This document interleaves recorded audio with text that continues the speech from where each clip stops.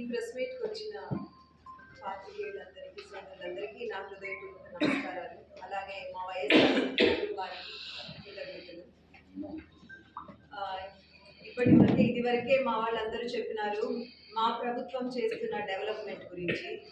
నేను కొత్తగా చెప్పవలసింది ఏం లేదు, మీ అందరికీ కూడా తెలుసు. స్కూళ్ళు మెయిన్గా స్కూల్స్ అండ్ హాస్పిటల్స్లో ఎంత డెవలప్మెంట్ జరుగుతుందో అందరికీ తెలుసు. మరి నేను ఇంకొక ముఖ్య విషయం, ఈ సమావేశానికి ముఖ్య ఉద్దేశమైన టాపిక్ గురించి మాట్లాడుతున్నాను. నిన్న ఒక కౌన్సిలర్ చేరారని వాళ్ళకి చాలా కాన్ఫిడెన్స్ వచ్చినట్టుంది. ఎలక్షన్ దగ్గరకు వచ్చినప్పుడు ప్రతి పార్టీలోకి చేరికలు కామనే. ఇదే విధంగా మీరు చూసుకుంటే మీ కేశినేని ఎంపీ గారు కూడా వచ్చారు మా పార్టీలోకి. మేము దానికి ఇక్కడ ఒక ప్రెస్ మీట్ పెట్టి లేకపోతే మేము ఎప్పుడు దాని గురించి మాట్లాడలేదు. చాలా మంది అటు వెళ్తారు ఇటు వెళ్తారు, అది వాళ్ళ స్వప్రయోజనాలైనా వాళ్ళు అక్కడ భరించలేకైనా ఏదో ఒక ఉద్దేశంతో వెళ్ళచ్చు. మేము వాళ్ళు అన్నీ ఆలోచించి వాళ్ళ మంచి చెడులన్నీ ఆలోచించి వెళ్తున్నప్పుడు మేము ఆపం ఎవరిని. కానీ మాకున్న కాన్ఫిడెన్స్ మాకుంది. ఈరోజు మీరు చూస్తే ఈ హిందూపూర్లో ప్రతి నాయకులు అందరూ ఒక దగ్గరే ఉన్నాం. మాలో ఎలాంటి విభేదాలు లేవు. అది సృష్టిస్తున్నారంటే ఇంతకుముందే చెప్పినట్టు ప్రతి ఫ్యామిలీలో ప్రతి పార్టీలో ఉంటాయి. మేము కూడా చూసాం చాలా ప్రెస్ మీట్లు ఇక్కడ. ఇప్పుడు ఎంపీ కోసమని టీడీపీ వాళ్ళు ప్రెస్ మీట్లు పెడుతున్నారు. ఈ నాయకుడు ఈయనకి ఇవ్వాలి ఎంపీ సీటు, ఈయనకి ఇవ్వాలి ఎంపీ సీట్ అని. అది కామన్నే, దాని గురించి ప్రత్యేకంగా చెప్పాల్సిన అవసరం అయితే మాకు లేదు. అవి కాదు, మా ముఖ్య ఉద్దేశం ఏంటంటే మా నాయకుడు మాకు నేర్పించిన మా సంస్కృతి ఏంటంటే వైఎస్ఆర్సీపీది, మేము విలువలతో కూడిన రాజకీయం చేస్తాం. మా అధినాయకుడు కూడా అదే చేస్తున్నారు.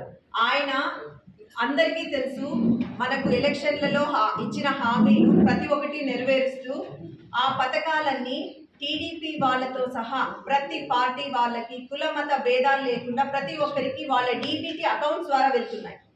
అవునా కదా? టీడీపీ ప్రభుత్వంలో మనందరికీ తెలుసు ఎలా జరిగేవి ఇవి. జన్మభూమి కమిటీలు వేసుకుని అక్కడ టీడీపీ నాయకులు కార్యకర్తలు వాళ్ళు నిర్ణయించేవాళ్ళు, ఇది మీరు వైసీపీ వాళ్ళ అయితే వీళ్ళకొద్దు, ఈ పెన్షన్ వద్దు. నాకు ప్రత్యక్షంగా మా ఊర్లో తెలుసు, కొంతమందికి ఎన్ని ఏళ్ళు రాలేదో వాళ్ళకి ఇప్పుడు వచ్చినాయి. ఇలాంటివి మేము ఎప్పుడైనా చూసామా?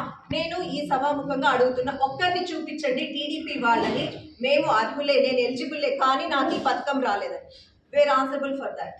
లేరు, ఎవ్వరు లేరు.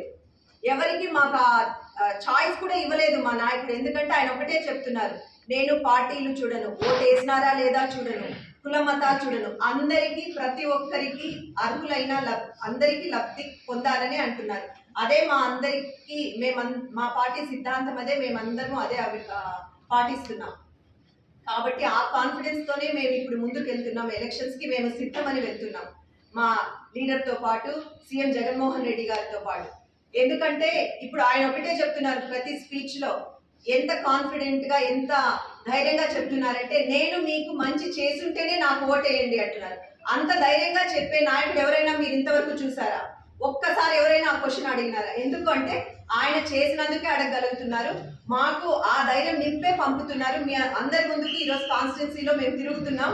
మీకు ఈ పథకాలు వచ్చినాయమ్మా, మీకు మంచి జరిగింది కదా, ఇప్పుడు గడప గడప చేస్తున్నాం. మేము ప్రతి దగ్గరికి వెళ్తే ప్రతి ఒక్కరూ చాలా హ్యాపీగా ఉన్నారు. కాబట్టి వీఆర్ వెరీ కాన్ఫిడెంట్. 175 ఆయన నినాదం అయితే మాది కూడా అదే. మేము ఎలక్షన్స్కి ఫర్ షూర్ మేము సిద్ధం, మేము ready for elections. Okay, thank you.